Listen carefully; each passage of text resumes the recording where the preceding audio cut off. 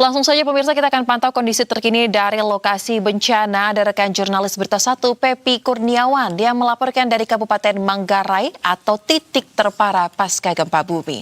Selamat petang Pepi, seperti apa kondisi terkini di tempat Anda melaporkan? Dan jika memungkinkan Pepi, bisa Anda perlihatkan juga kepada pemirsa real time kondisi yang ada di sekitar Anda saat ini seperti apa? Oke, selamat malam pemirsa. Saat ini saya berada di Kecamatan Cibal Barat, Kabupaten Manggarai. Untuk situasi saat ini di posko pengungsian,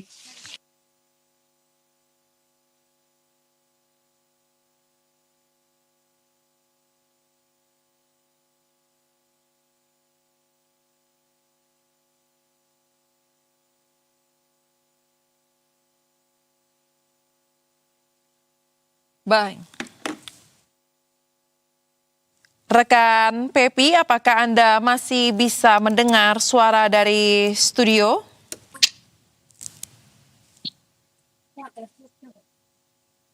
Baik, kami akan coba sapa lagi. Rekan Pepi, silakan dengan laporan Anda. Seperti apa kondisi terkini di tempat Anda melaporkan? selamat malam. Dapat saya laporkan untuk di posko pengungsian di Nanu, Desa Lenda, Kecamatan Cibal Barat saat ini. Sejak siang tadi sudah mulai ada bantuan yang datang dari bantuan perorangan, bantuan LSM, bahkan dari luar negeri. Itu sudah tiba di Kampung Nanu berupa sembako dan kebutuhan masyarakat lainnya yang dianggap darurat.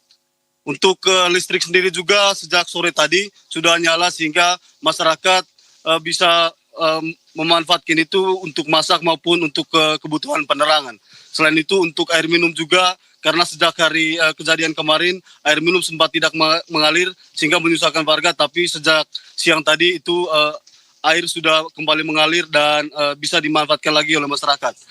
Selain bantuan logistik, tadi juga pantauan saya di lapangan dari Yayasan Plan Internasional Indonesia, selain memberikan bantuan logistik, mereka juga memberikan trauma healing untuk anak-anak yang ada di Kampung Nanu ini. Sehingga malam ini mereka bisa kembali belajar di posko pengungsian. Mungkin pemirsa bisa dilihat, inilah anak-anak di Kampung Nanu yang merupakan dampak dari gempa yang terjadi pada Sabtu lalu. Dan saat ini mereka masih bertahan di posko pengungsian karena gempa susulan masih terjadi hingga saat ini. Kendati di situasi seperti ini, anak-anak di Kampung Nanu masih giat untuk belajar. Itu sebagai bukti bahwa setelah trauma healing tadi, mereka secara psikologi mereka kembali stabil, karena sejak beberapa hari ini mereka sangat panik karena gempa yang guncangannya begitu besar yang terjadi pada Sabtu lalu.